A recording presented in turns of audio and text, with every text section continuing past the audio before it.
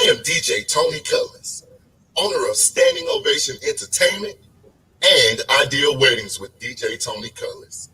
You can find me at facebook.com/Tony L. Goins or on Instagram at instagram.com/DJ Tony Cullins. But right now, you are tuned into the BRI, Black Research Institute, with the niggas, Denoris Wilson. You deserve a standing ovation.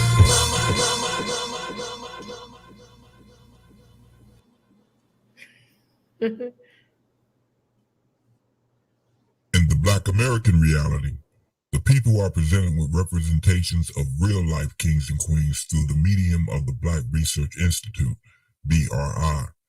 These are their stories.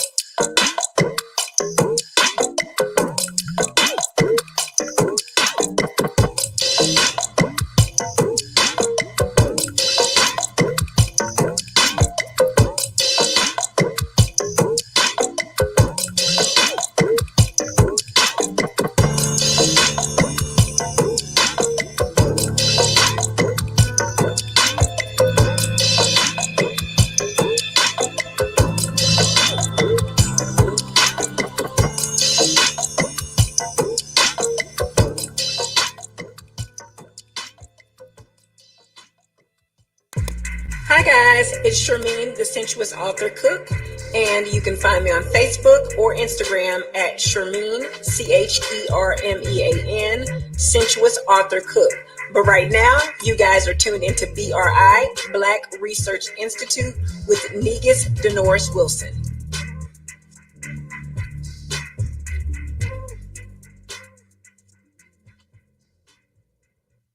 Peace, family. My name is Magnetic Sun, Honorable name Nathaniel Wilson, and you're watching BRI, the Black Research Institute with Denoris Wilson. Enjoy. Welcome everybody to the BRI, which is the Black Research Institute and the Limited Sky. See, I try to merge entertainment with information, and the icing on the cake is a dope conversation. Ain't no time for the faking, debating, or the hating. I'm trying to hip you all to the moves they be making. They all struggle, but still find a way to make a way. Fight back, count stacks, stay black all day. So I seek to supply you all with inspiration to remedy our present situation by showing you examples of black royalty, and you never have to question my intent of loyalty. Moving forward with the force that's supremely kinetic, confident, black, unapologetic, instilling self-love is what really we hope. No doubt about it, black people. We dope. Yeah, we dope. So welcome everybody to the BRI. My name is Denoris Wilson, the Negus. I'm your host, and tonight we got a special guest. Hold on. Something is happening. I hear some background noise. Hold on. Let me make sure this is right.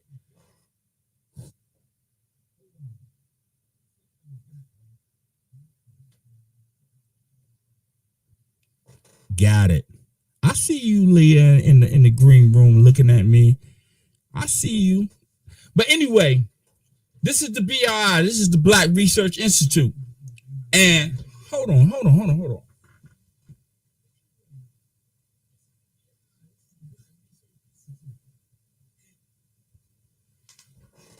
Okay, once again, this is the Black Research Institute, where we showcase black kings and queens who are just like me and you, or you and I properly, who are finding a way to make a way.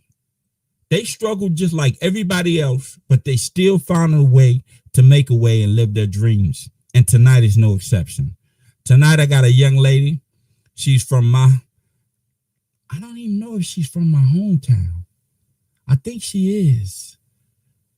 But if she's not, I'm gonna make her an honorary member of Kings Mountain, right? Like if she's not from my hometown, she's an honorary member of Kings Mountain. Okay. But she's finding a way to make a way. She believed in herself. She went out there and she decided to say, you know what? I'm going to bet on me. Bet it all on black. Ain't that right, Leah? Bet it on black. Bet it all on black. And before I get to Leah, I want to address one thing.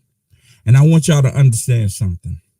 Me naming this podcast the Black Research Institute is not just about people who are melanin efficient, because I believe, and it's of my belief and my belief in science, that everybody on the face of the planet is black. Everybody on the face of the planet is black. They just different shades. So when I talk about the Black Research Institute, I'm talking about everybody. I'm not trying to differentiate whether you Italian, German, Brazilian. Those are nationalities. Those are what nation you come from. But as a species, you are black. I don't care if you're German. I don't care if you're European. I don't care if you're Spanish. I don't care if you're Italian. You're black. Science says that, not me. Science. So when you come to the Black Research Institute, you come in and you're getting a variety of representations of humanity. And it just so happens that I tend to side with the melanin efficient side of humanity. And tonight, like I said, tonight's guest is no exception. She took a bet on herself, left this area, and said, you know what? I can do better. I know I can do better. And I'm going to go and I'm going to show myself. I ain't got to prove it to nobody else. She said, I'm going to prove it to myself that I can do better. And she's doing better. She left here, went down to the ATL and doing, everybody say they doing big things. Everybody in the world, say they doing big things. I'm not going to say she doing big things. I'm just going to say she doing things. She's doing things and she's making it happen. So when I come back, we're going to introduce tonight's guest. All right.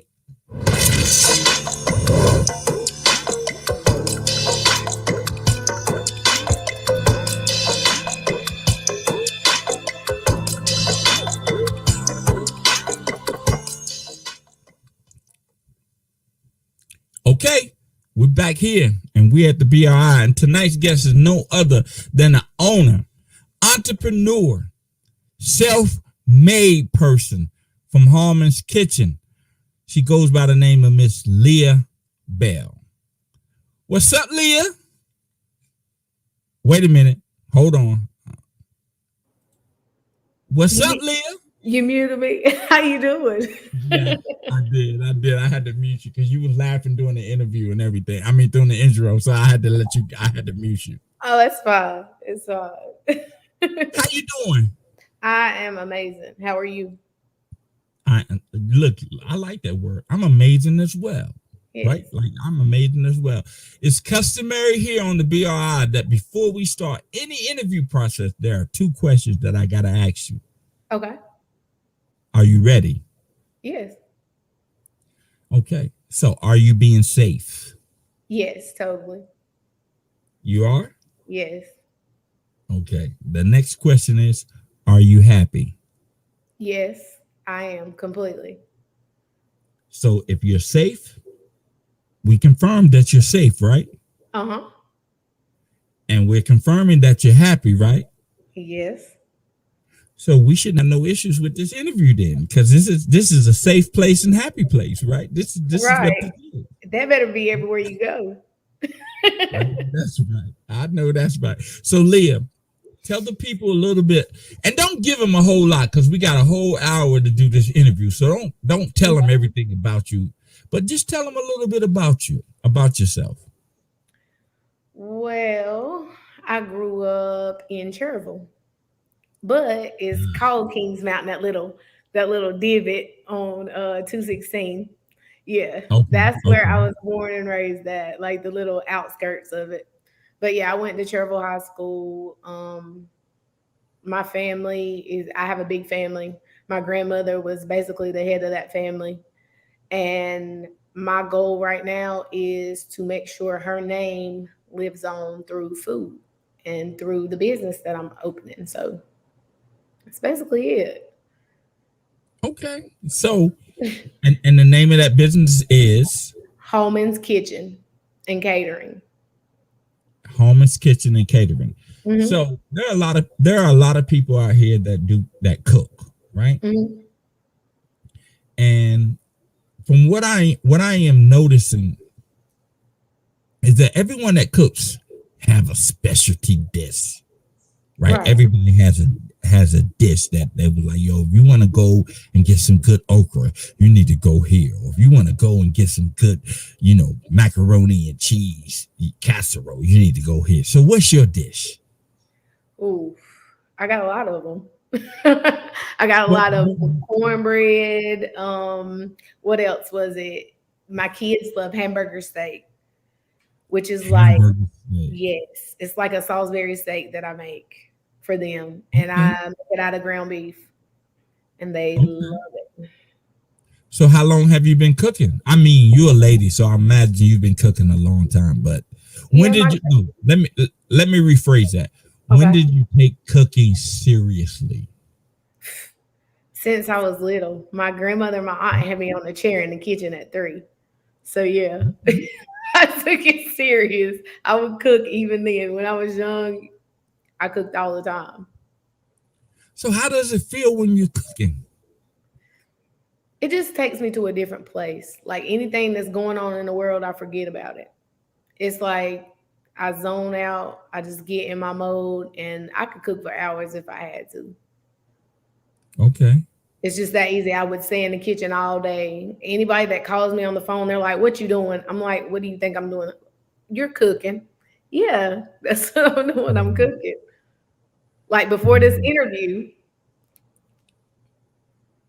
I'm cooking. See, that's what I'm saying. See, that's why I gotta start scripting my interviews because that's too early for that, Leah. That's too early. We had to save that. Like you got to save that. You gonna bring it out right now? Like, come on now. Because I'm gonna eat it later. I'm a country girl, so I'm like, Yes, you I are. can hold Yes, on you too are. long with looking at it. It's Okay, society.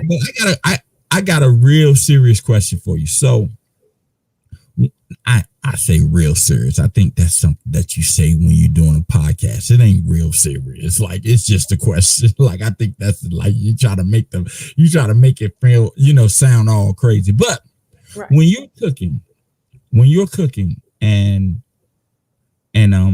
let's say you're catering. Let's say when you're catering an event, what makes that event special? Like what makes it like makes you want to keep doing it? It's not necessarily like catering. It's just the event per se. It goes off of the person. Like if I can make that person smile, I'm good. As long as they're happy, I'm good. When they're unhappy, I'm unhappy. So I got to do what it takes to make that person happy. Okay. So when you decided to start your Harmon's Kitchen and Catering, Hmm. what are some of the things that were, how you do pros and cons? Right.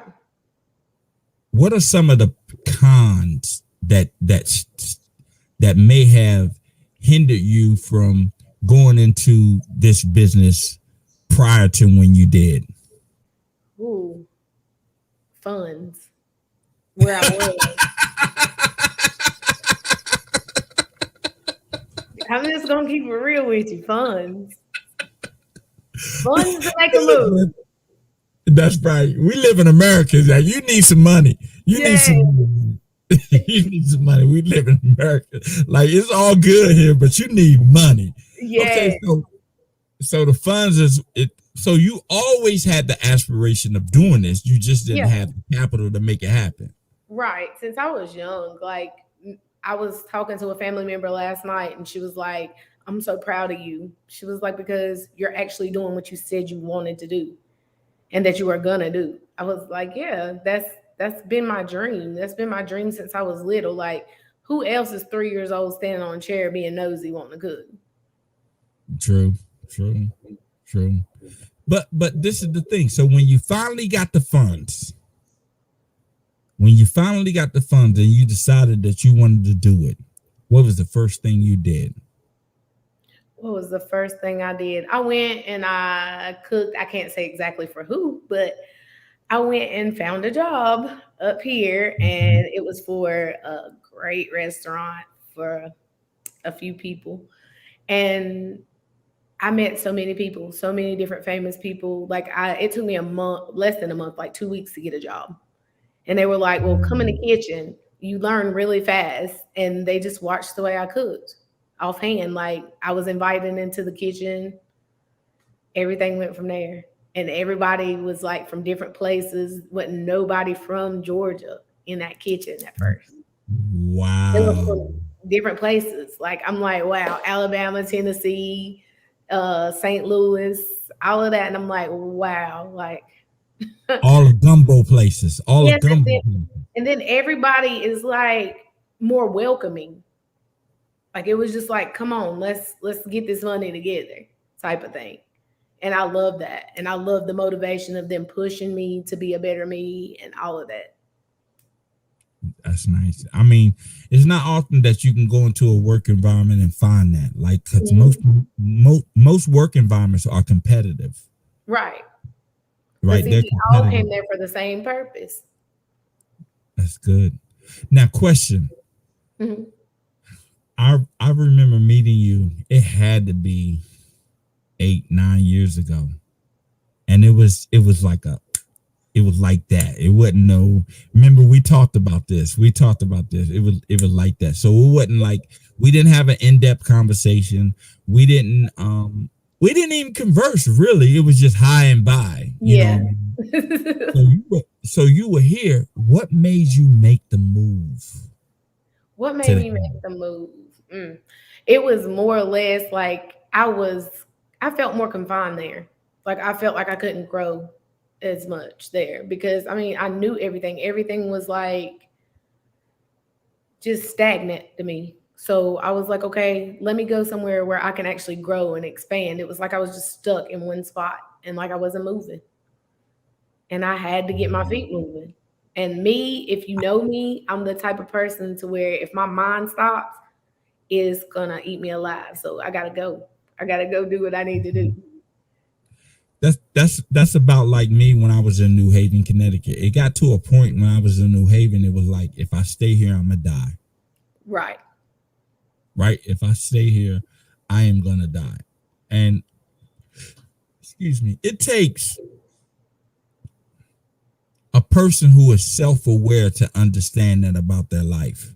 Like you gotta understand that about your life. Like if you are in a situation that is not conducive for you to progress, and you continue to stay in that situation, then you're only going to go backwards. Right. Right. So I can understand that. So when you moved to the A, were you scared? Yes, extremely. I don't have any family here. Right. I mean, it was me and the person that I was living with first, and then my daughter came, and it's just like, Hey, Leah, you be bugging me out. You like, I can't mention the restaurant and the person I was living with first. yes, Hey, first, life happens, man. Life yes. happens. But listen, I've learned to enjoy all of it, good, bad, ugly. Okay. So how long did it take you to get a job in the A? Like 2 weeks. 2 weeks? Hmm. And how long did it take you to branch out on your own when you got to the A? Oh, like 9 months maybe. Wow. Yeah, because I moved up fast where I was working at, so Okay. it was good. It was good. Instead of You look like happy. before, You I look was just happy. stuck in that one mode. Like it wasn't going anywhere. I was like on ready set. I was never on go. Right, right. Well, you know what though? I can tell you this: a change of environment, meaning a total change of environment. I'm not talking about like moving from Cherville to Kings Mountain.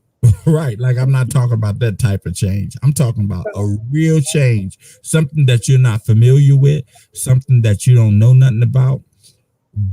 That will make you be like, okay, I got the opportunity to reinvent myself here. Right. So when you came to when you went to the A, you got a job, you branched out on your own. How long did it take for you to start Harmon's Kitchen? After the pandemic stuff, it was like 6 months. 6 months. Mm-hmm. So Harmon's Kitchen right now is basically a catering place, right? Yes, and it's opening up fully on DoorDash and Grubhub too.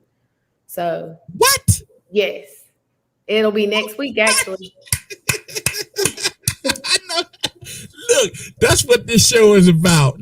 I'm telling you, that's what this show is about. This show is about people, average people finding a way to make a way, right? Yeah. Like finding a way to make a way. And you found a way and you made a way.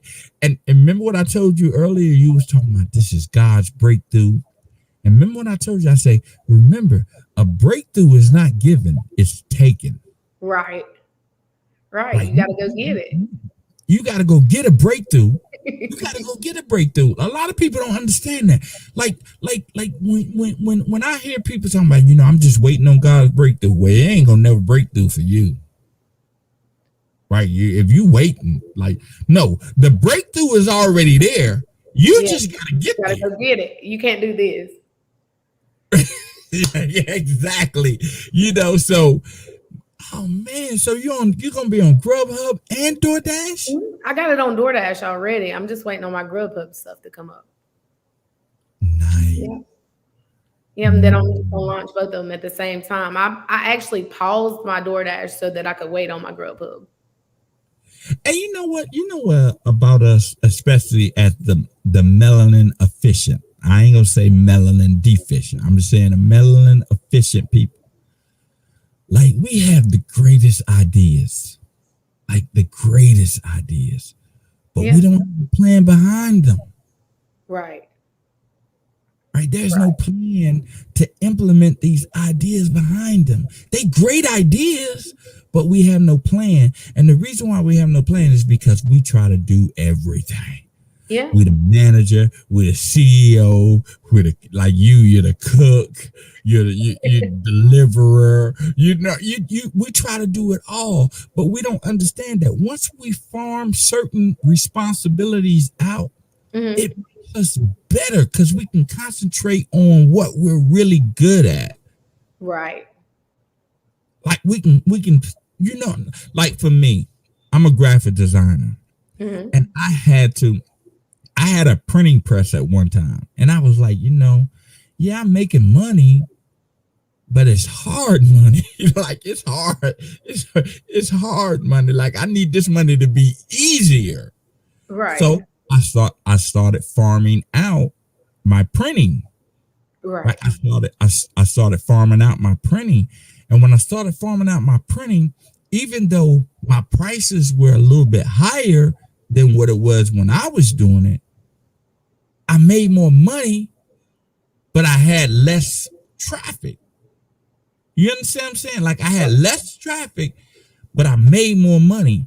And I was like, how can that be? And that can be because when you got somebody handling a particular aspect of your business, you don't have to worry about that. Right.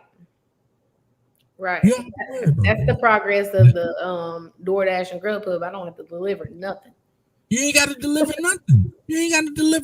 And I'm so proud of you because trust and believe me,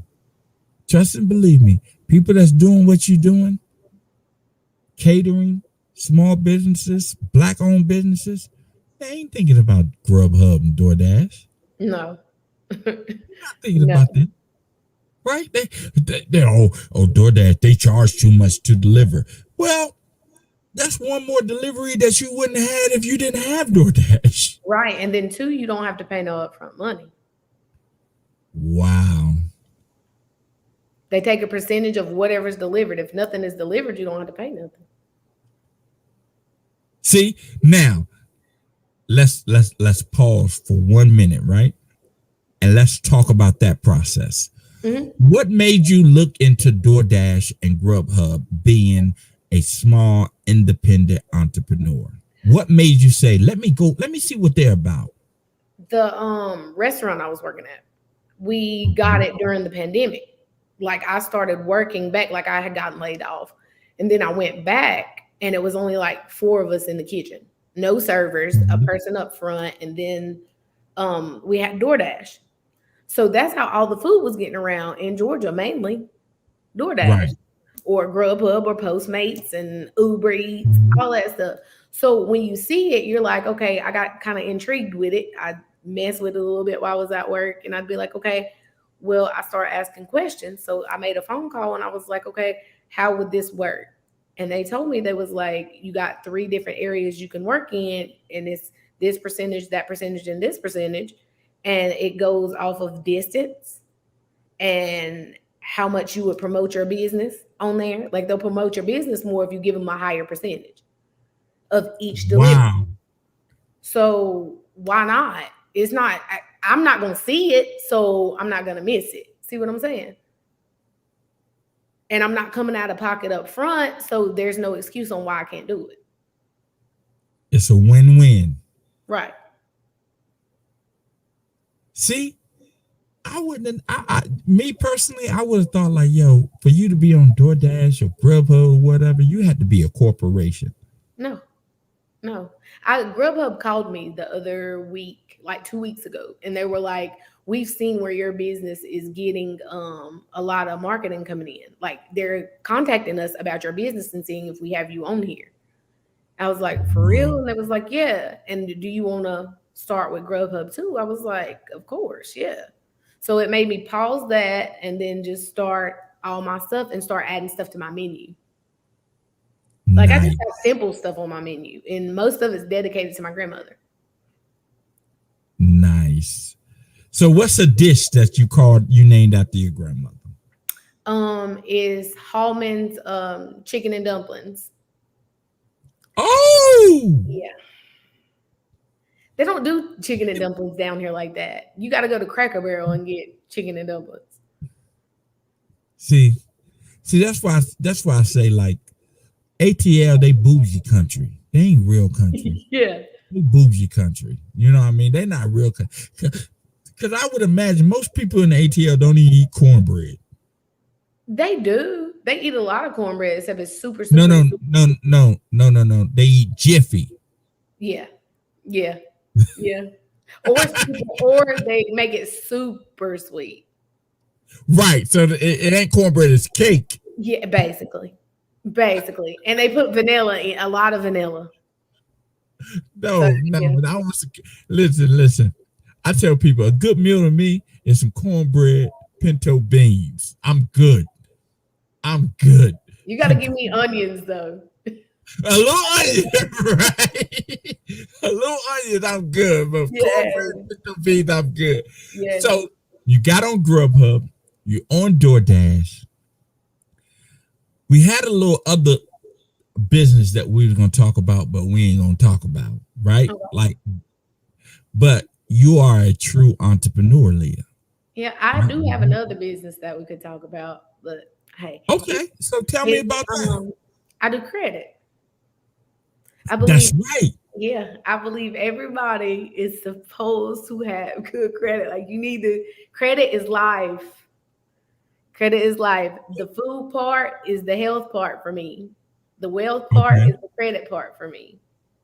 Okay. Once you have credit, you can do like the sky can be the limit for you. Well, I'm gonna tell you my stance on credit. Before I got married, credit was not on my radar. Mm-hmm. Right?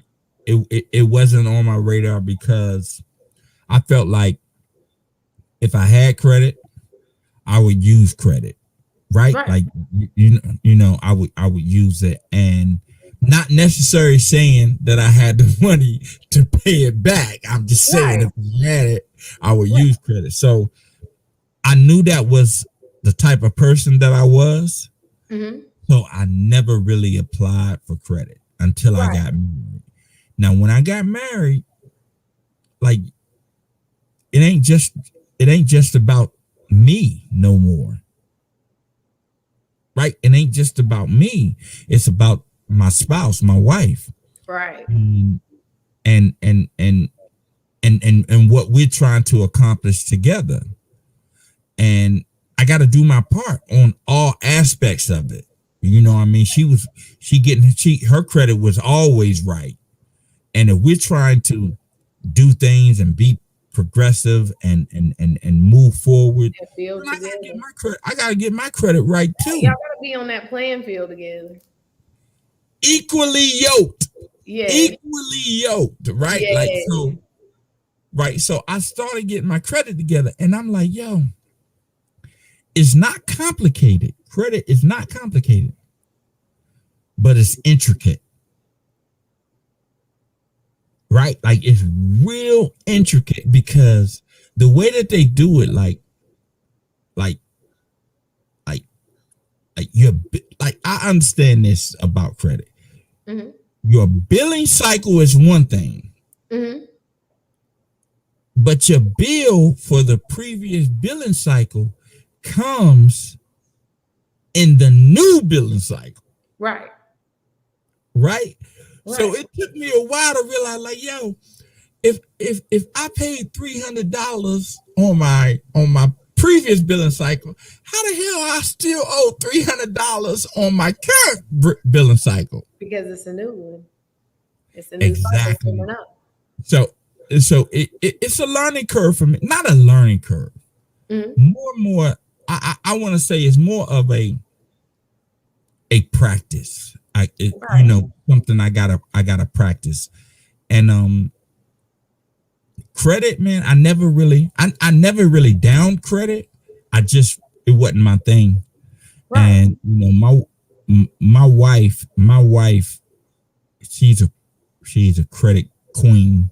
Right? Like she knows everything about credit. She can tell you the interest rate, what you're gonna do, and we had in-depth conversations about credit. Mm-hmm. We had, and I'm like, I don't need no credit. If I ain't got the money, I don't need it. Right. And that's an ignorant response, though.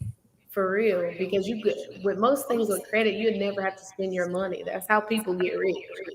They don't ever use their money. And it's funny that you said that, right? I remember about 5 years back. Remember when Jermaine Dupri filed for bankruptcy? Mm-hmm. And I was like, why the hell Why did he do that? Bankruptcy? Like he rich. Like why he filing for bankruptcy? You know what I mean? People do it. Right. And I'm like, yo, he filed for bankruptcy. And I know he ain't broke. He ain't broke, right? I know he's not broke. Why is he filing for bankruptcy? And then when President Trump was like, I ain't got to show my taxes. I ain't got to show my taxes. Y'all call it, or if I found a loophole in the tax code, yeah, I'm not cheating. I'm not cheating the system. No, just because you don't understand it, doesn't mean that he's cheating. He just knows how to work it. He just knows how to work it. So now I'm more conscious of credit. But speaking of your credit business, when you encounter someone that wants to repair, because it's credit repair that you do, right? Right. So when you encounter somebody that want to repair their credit, what is one of the main issues that you see a lot of people have when it comes to credit? Inquiries have been a lot, and doctor bills.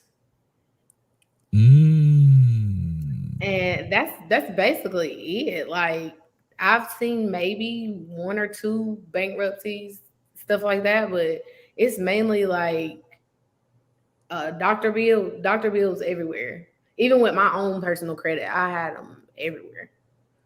Like, so it was outrageous. And it's never really credit cards. Like, most of the people that I've done their credit have been Black people. Okay. So the thing is with that, they're like, okay, they're afraid to get credit. They're afraid to get credit cards. And I'm like, you have to be in debt to get credit. You have to get some type of debt to get credit, period. Right. The bank doesn't want to lend to somebody that doesn't have credit already, that doesn't have debt already. Like, you have to have debt. Unless you have a whole lot of money. Right. But people think that money is going to be around forever, and that's not. Credit is key. Just put it like that. Credit is the main thing. But this is the thing, though, Leah. I can't do nothing about if I have to go to the emergency room because my chest hurting and I get a bill for $7,500. Right. Well, that's when you come. That's when you come and talk to me. Okay. That's when you come and talk to me, and we'll work that out. But hey. Okay. So the credit, see, because let me tell you something. When I was in New Haven, Connecticut, they had all these, I want to call them MLMs, these multi-level marketing things where, and the one that I can think about offhand is FES. Yes. The FES, man, they was trying to get at me, Leah, hard. And I'm like, I know who you're talking about. This I'm like, yo, are you trying to repair my credit or are you trying to get me to sign up for a businch? Which one is it? Right? Yeah, like, let me waive your fees, sir. Let me waive your fees. Right. You know, like, which is it? Like, I didn't come here to be a FES representative. I came here to figure out how I'm going to get this credit right. Yes. Right. So when they came at me with, if you invest this money, you can teach people too. I don't want to teach people. Right. That ain't me. That's not me. I want you to help me get my credit right. That's what I'm trying to do. Like, I don't want to teach nobody nothing. Right. But they adamant about, you buying into the system. The company, yeah. Right. So with that, it sort of deterred me away from it because it's like, yo, I don't want this. I just want you to show me how to get my credit right. Right. It's all about learning about it. Like, you just need somebody that's going to teach you the demographics of it. And then too, like, there's a lot of people out here that's scared whenever you sit up there and tell them you need to work on their credit. You'll be like, well, I need this information from you. I need this information from you. So many people have hurt these people to where they don't trust anybody. Right. So they don't want to give their information over. But my thing is, what can I do with your information if your credit's already bad? It's funny that you said that, right? Like, I'm a junior. My name is Denoris Wilson Jr. Mm-hmm. And so I don't always put junior on my stuff. I just put Denoris Wilson, right? Mm-hmm. So my dad called me up maybe about a couple of months ago and was like, yo, you need to start putting junior on your stuff because I'm getting something and I know I didn't make this bill. And I'm saying to my dad, I'm like, Dad, I understand we got the same name, but we ain't got the same social security number. No, you don't. You know what I mean? We got the same name, but our social security number ain't the same. Like, right. That's your bill. That's your bill. That ain't mine. So you saying they looked your social up, right? They looked his social up for your bill. Right, on my bill. And I'm like, look, let me tell you something, Dad. Look, I love you. I love my dad, but that's your bill. That ain't me. You try to put it off for me, but that ain't me because I don't care what happens. Credit card don't go by name. Right. It go by your social. Your social, yes. It does. You understand? And I don't know my father's social. So I ain't go out here and get a phone in my dad's name with his social. You know what I mean? Like I ain't do that. So I don't know his social, but he's adamant. He said, I'm telling you, when they put that name in the system, you come up and they think it's me. How they know that's you? Yeah. Yeah. There's no crossing that social. So I'm gonna ask you a question about credit though, when you really think about it. How is credit good? How is credit good? Because I mean, it's like a line that you never have to use your money out of your pocket. Think about it. If you never use money out of your pocket, you could pay your bills and just keep that credit revolving. But what good is a 750 credit score when you only make 750 a week? What good is it? It's a lot of good. Yeah. It's a lot of good because my thing is, okay, if you have a 750 credit score, right? It's going off of data points anyway. So you can have a 750 credit score and it be weak. And you still can't get nothing like the person that's got a 430, 425. It doesn't matter. You have to build that up. You have to have certain usages and all of that. You can't. Ho. Stop the presses. So the higher the credit score don't mean nothing? No, them numbers don't mean crap. Not if you don't have the data points for it. It don't. See, that's what I'm saying. It's just all a racket. Okay, I'm gonna tell you something. If you have credit cards, right? Say you have credit cards. If you have a whole bunch of usage on those credit cards, like say over 30%, over 20%, that's not gonna make a difference. Whenever a creditor looks at that, or somebody that's about to lend you a line of credit, when they're about to look at that, they're like, oh, well, he's living outside of his means. See what I'm saying? Because you're using way over what you're supposed to be using and you're not paying it off fast. Okay. So that's when you bring yourself back down to reality. Okay. And get back focused, because it's all about discipline. And you know, most people ain't disciplined with money. They're not. I ain't. Put cash in my hand. I better go ahead and take it to the bank. Take it to the bank. Put it up. Listen, I'm not good with money. That's why I don't have checks. Me too. I told them that I didn't want them. Yeah, I don't want no check. I do not want. Listen, I did 5 years in the federal university, if you know what I mean. So, when I got out, you know, I didn't have bad credit because I never used it. You know what I mean? You just had brand new credit. Brand new credit. So I get out, I get a bank account. They say, do you want some checks? Yeah, bring them on. Give me some checks. Man, I found about 3 months later, I found out I can float some checks.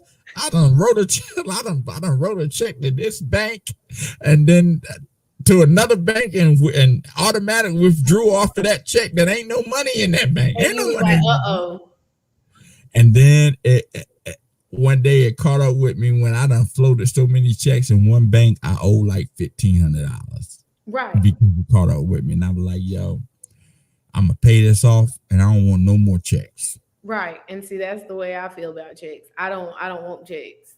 And then it takes so long for them to hit the bank account. Right. So I don't have time for that. So you just told me something. So you telling me I can have a 750 credit score and it don't mean nothing? And it'd be weak, yeah. What? Yes. My people, you can deflate your credit.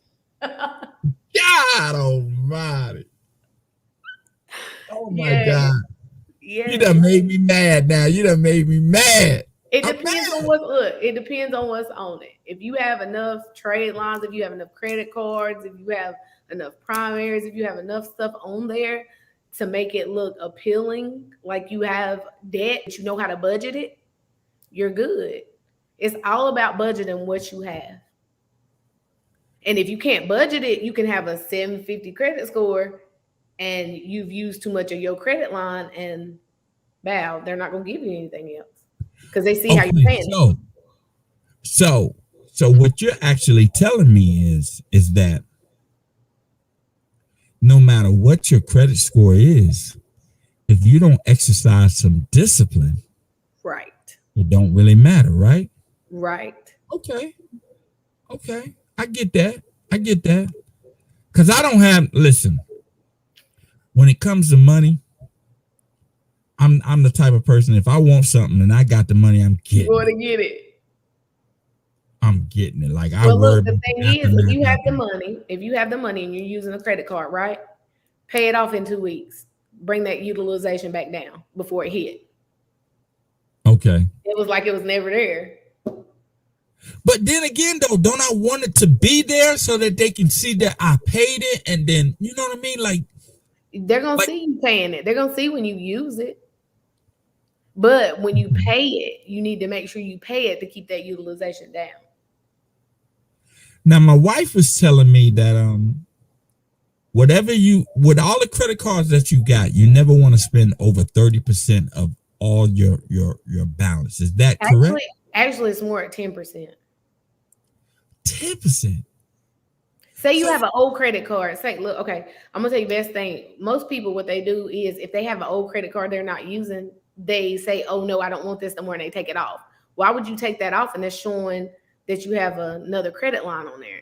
Say you have $15,000 worth of credit and you take that and you've used like $2,500. You see what I'm saying? And you got 15,000, and then you take a $5,000 card off of there, it makes the utilization go up. See what I'm saying? So leave that card on there. It's not hurting you. You're not using it. Now check this out though. Now you just said, let's say you have a $15,000 credit limit. And I'm gonna be honest with you. $15,000 credit limit, only black women got that. Black men ain't got no $15,000 credit. It depends on what you're doing. You can like get 3 different cards, each one on 5,000. You just gotta know how to do your card. Ain't no black man got no $15,000 credit limit. Trust me, if a black man had a $15,000 credit limit, he would be the BMF. Trust me, believe it. Yes. Ain't no black man got. That's a black woman that got a $15,000. Well, see, look, I'm up for telling people how to do it. Now, a black man may have a $1,500 credit limit, like 3 different cards with $1,500 on it, but he ain't got no. You show me a black man with a $15,000 credit limit. Show me one. Have you met one with a $15,000 credit limit for real? Not yet. Because look, I'm working on people's credit, so you know I'm not gonna get it. Right? You know what I mean. So what I'm saying is that now black women, because they have had to do so much with so little, right? With so little, they are well versed with making something out of nothing. Right. They're well versed with making something out of nothing. My grandmother did it. My aunts do it. My mom do it. They make something out of nothing. But a black man, nah. Mm-mm. Me, I used to penny pinch all the time. Coupons. Mm-mm. Find a sale. Where's the first sale at? Hey, listen. People used to laugh because I used to buy my clothes from Walmart all the time. Me and my homeboy was talking today, and I was telling him, I was like, look, I ain't into all that Ferragamo or Gucci, and I'm not into all that, right? Don't get me wrong. If I had the money, I would be. Right? Like, if I had the money, I would be, but I don't have the money, so I'm not into that, right? But we was talking, he was like, yo, man, Deanie, I done got to the point to where, you know what? The only thing that I care about, that I gotta make sure that it's top notch, and this is me too, is my shoes. Right. As a man, my shoes gotta be right. Everything else I can get from Walmart, Target, or whatever. But my shoes, they gotta be top notch. Now I say that to say this. Michael Jordan is the #1 sneaker seller in the world. And that's not because of black women. Right. It's because of black men. That's because of black men, right? Yeah. Because one thing about a black man, and I think it's psychological in that Your feet are your foundation. If your foundation ain't right, It's rough. look, I tell people like this: you can have on a Kenneth Cole suit, dressed to the nines, but if your shoes ain't right, the whole outfit messed up. Yeah, if you have on Payless shoes, it's over. The whole outfit is messed up, right? So I think we take pride in the foundation. But see, if you have on Jordans, you have on a plain T-shirt and some regular blue jeans. You lit. It's you over. lit. Yeah. It's a wrap, right? So I think like when it and I'm saying this in regards to credit, right? As a black man, like as a black man growing up, right? And I grew up in Kings Mountain, and it took me, I got 25 years old, and then I realized that when I was growing up, I was poor. I didn't feel poor. I didn't look poor. I had a roof over my head. I had food in my stomach. I had love all around me, but I still was poor. Right? And I credit my mom, my grandmother, and my aunts for not making me feel poor. Right. Right? For not making me feel like I was poor. But when I got out of the world and I seen the stuff that people had and what they was getting and what they valued, I realized I'm like, not only am I poor, but I have a poor mind state. Right? Like my mind is poor too, because I hadn't been subjected to those finer things of life. Right. Right? Like I wasn't subjected to those things. And when I went to New Haven, Connecticut, and I got subjected to those things, it caused a lot of anxiety in me because I couldn't afford them. Right. But how old were you when you did that? About 27. Okay, think about doing that at my age. Because me, even though I seen them, I was like, okay, I'm not into it. Like, I get my nails done. I get my toes done. If my foundation was my toenails, and my hair, I do it myself. Makeup, I don't wear it. So my thing is, like, whenever I got out here, it's like Apple this, Apple that. I'm talking on a Mac. It's like I didn't know anything about Apple, nothing. Like all this stuff was brand new to me. Everything, FaceTime, all of that. I'm a country girl. I used to walk around with no shoes on. So see what I'm saying? Like I'm walking around in a Walmart $2 tank top. You got some rough feet then. Your feet. No, my feet are good.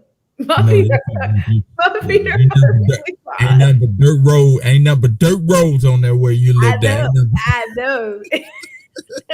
And then when it was paved with the rocks under it. With the rocks on it. And look, every month they come down and put some water on it. Like yes. they put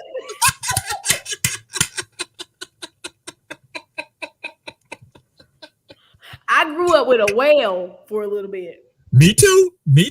My aunt used to tell me, boy, to cut that water off, you're going to dry a well up. Yes.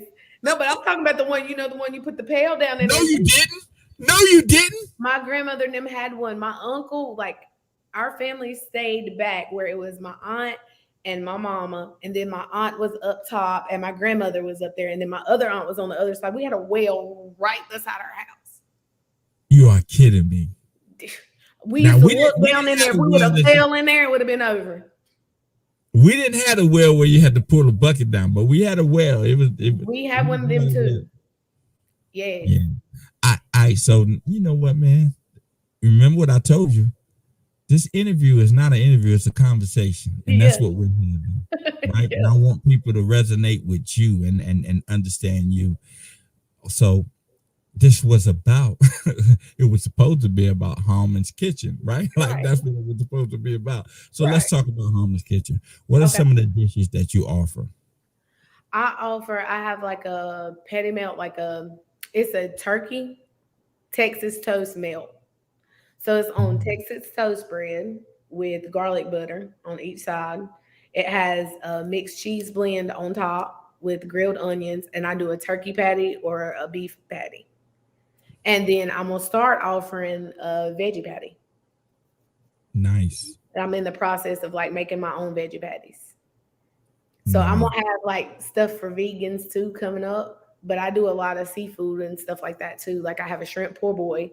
It has like a chipotle type of ranch on it, but it's like I toss it in sweet chipotle sauce too. And then I put lettuce, tomato, and all that stuff on it. It's awesome. So, what type of events do you cater? Do you cater any type of event, or Yeah. Basically, anything that anybody wants me to cater, I can. Like I can basically cook anything you need me to cook. It just depends on what you want, and that's the point of catering. I'm here to cater to your needs. That's it. I'm gonna okay, start doing Destiny meal preps Child? too.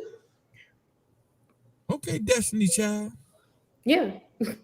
Listen, hey, I'm country. I told you, I'm from the country. I believe in it. I I have believe a in young lady. people what they want. I have a young lady. She actually was the coordinator for our wedding, me and my wife's wedding. Mhm. He started a she started doing what you're doing. She started out with a lot of ghost kitchens. Her name is Tisha Newsom, Mhm. and out of Charlotte. She started out with a lot of, it's called rabbit food, Mhm. and she started out with a lot of like in ghost kitchens and doing meal preps and all that. Mhm. And she bought her a bus, right? Mhm. She bought her a bus and she's converting them. And those food trucks are they hot right now, ain't they? Mhm. You know, I told you about my food. My. Yeah, yeah, those I'm food not gonna trucks. say nothing about it, but it's gonna come. That those food, but do you know why I realized why they're popular? Because you ain't got to be stationary. Right. You can be You can be at mobile. football games, you can be at basketball games, you can be at carnivals, you can be everywhere. Like, so she started this food truck, man, and I don't think the food truck got off yet, but it's something that I look at and think about it though. It's a big investment Mhm. because not only do you got to buy the truck, you got to convert it. Yeah, and you got to pay insurance. Yeah, like it's gas, right? It's But the thing is, if it fails and it's stationary, then it's over. If it's mobile, you can go other places to make money. you could be like, yo, these people over This here ain't ain't working. buying Let me go food. here. I'm gonna let me go over here. And then not only that though, whatever festival or carnival shows up anywhere in the world, you can get You there. can go there. My big thing is having a mobile restaurant. That's what you want to do? A restaurant or a mobile kitchen? A mobile restaurant. You remember I told you. Yeah. So that means you Gonna gotta have a you gotta kitchen. buy It's a gonna great have you gotta a buy a dining room. Greyhound. You gotta buy a Greyhound. So what you gonna do? Like mobile restaurant tours?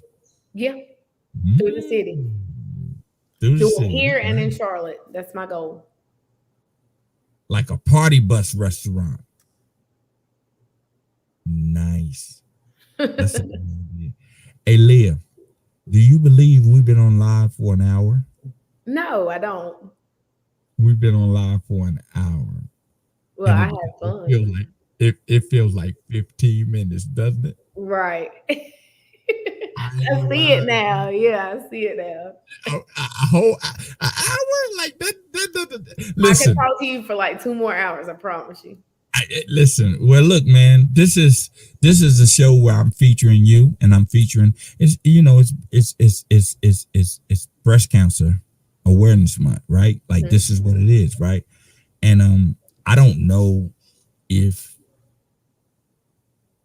I know what you went through, right? Like you know what I mean? Like I know what you went through, and it was important for me to have you on, especially during this month.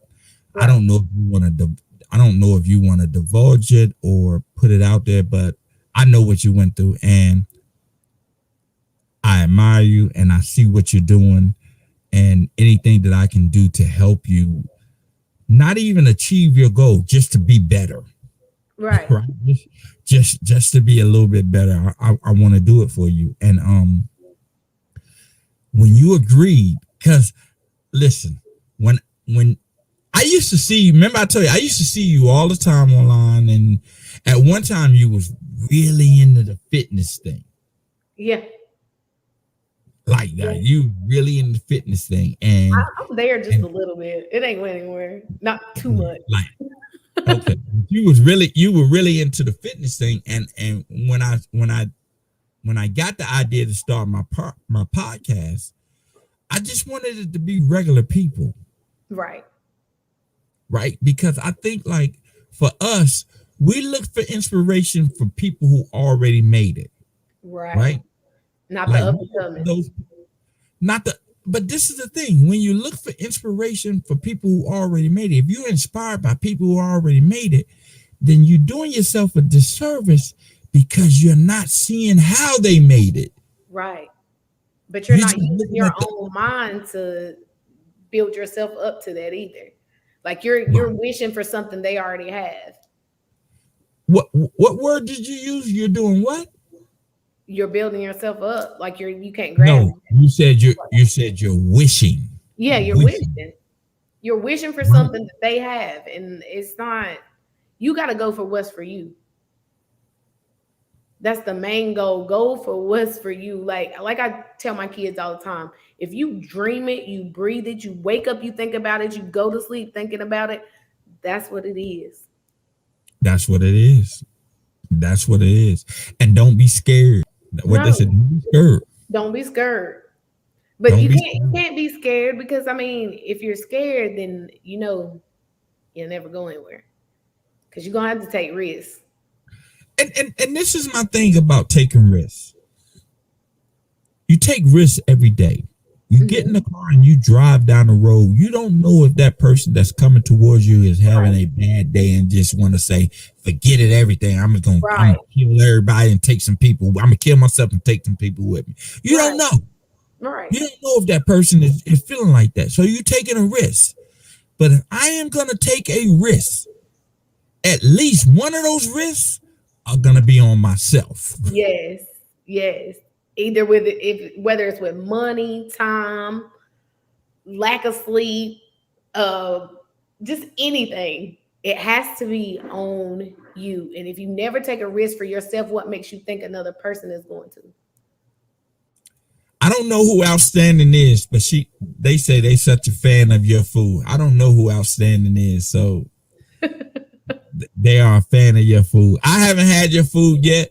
I should be in Atlanta sometime soon because as a matter of fact, when we get offline, I may be hooking you up with a connect that you may be able to use. Okay. Yeah.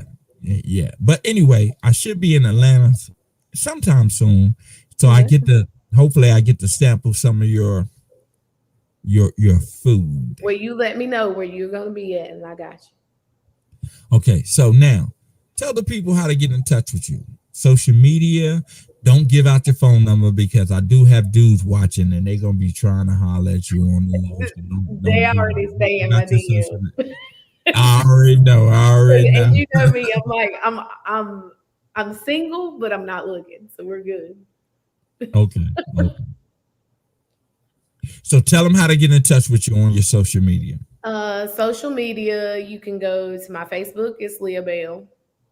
And on my Instagram, it's Hallman's ATL. So it's Hallman's HALLMANS ATL. Okay. And the big thing about the ATL too is my kids, Angel, Ty, Lyric. Nice. And in that order. So when somebody say ATL, that's for Atlanta. No, my kids. Right. Yeah. Okay, so look, before we end, I didn't get to do it on my last segment because that was the first segment of the new season. I didn't ask this young lady this, but I'm about to ask you. It's customary that we ask 2 questions at the end of each interview, and one is a 3-part question. Okay. The first question is did you enjoy the interview? I loved it. I felt like I was at home again. That brought me back to the country. I'm a country girl. I'm in the city, so you brought me back to my thing. Okay. And Now, here's the same thing. I'm living it, but I came to you. That's fine.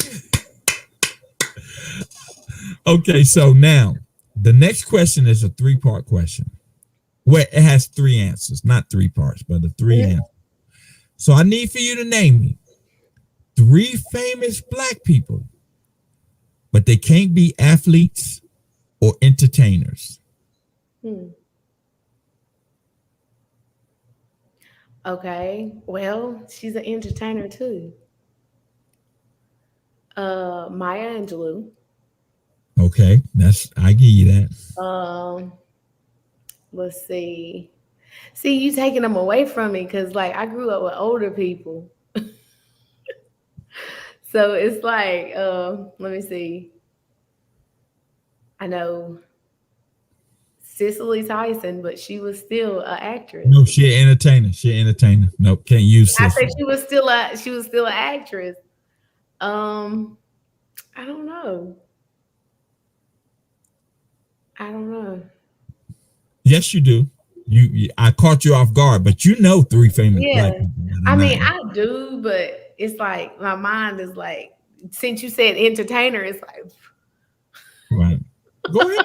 We're not gonna look. I don't care if you take 2 hours. We're not gonna leave until you give me 2 more people. oh, let me see. Dang it. I don't know. It's been a minute. Okay, I got one for you. Since everybody wanted to talk about it, Barack Obama is one. That's the easy one, but go ahead. I'm gonna give you that. I got you. That's 2. I'm gonna give you that. That's a good one. I'm gonna give you that. Martin Luther King, Malcolm X. No, you don't name no more because I got other guests that's going to be coming up here and they're going to be trying to use these answers. So, okay. Look, hold up. Who we got? Maya Angelou, Barack Obama. And I said Malcolm X. Yeah. Martin, who you want? Martin Luther King? I want Martin Luther King. Let me say. Because you're in the A, so you need to go. Yeah, so I want that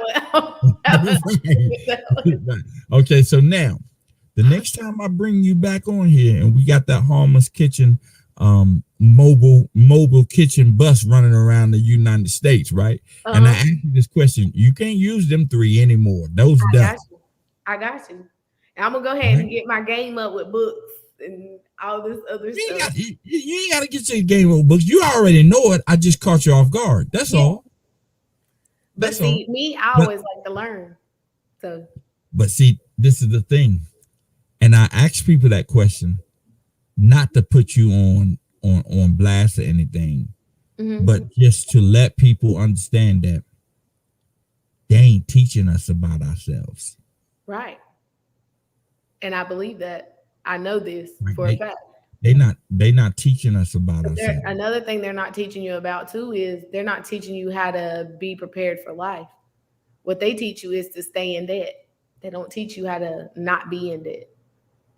Hey, the way America is the way America is made up, the teaching that you receive is to make you be a worker. Right. Exactly. And I refuse to be a worker. I'm not a worker. I'm a boss. I refuse to be a worker. I don't care if I'm only the boss of myself. I'm still a boss. Right. I'm the boss of me. Yes. I'm the boss of me. I'm a boss. Yes. But Leah, we at an hour and 10 minutes, and it don't feel like I can go on with you, but I can't. Right? But thank you for this interview, and I enjoyed. I enjoyed it so much, man. I just feel like time sped up or something. Like it's just. I do too. I do too. I don't know where it went. An hour and 10 minutes. Where did it go? Well, I got to show you the shirt. I got to show you the hood. Yeah, show me the shirt. Show the shirt. Look, I'm gonna rep the Carolinas till the day I die. I know that's right. Wait a minute. Let me put you on full screen. Hold on. Hey. Hold on. Let me get you on full screen.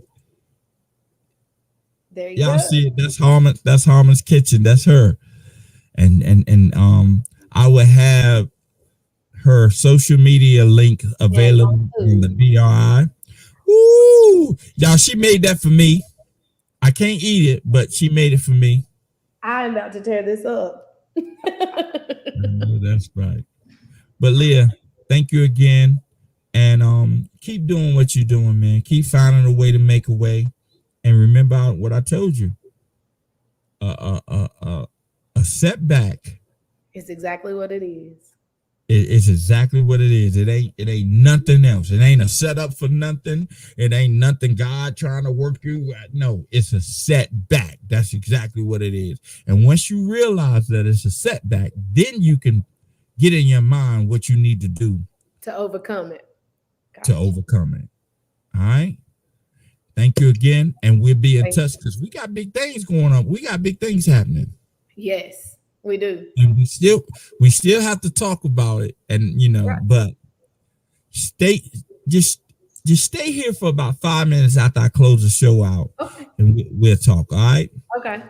Everybody, Miss Leah Bell, Harmon's Kitchen, credit repair specialist. That's what's up. All right, Leah, I'm gonna be right back to you after I end the show. Okay. All right. Yeah, everybody, that was Miss Leah Bell, Harmon's Kitchen. I hope y'all enjoyed the interview. I know I did. I wanted y'all to get. I don't know her. I know of her. I've seen her a couple of times, but I don't know her. So I wanted y'all to get to know her, just like at the same time that I got to know her. And man, the time just flew by. But we here and we making it happen.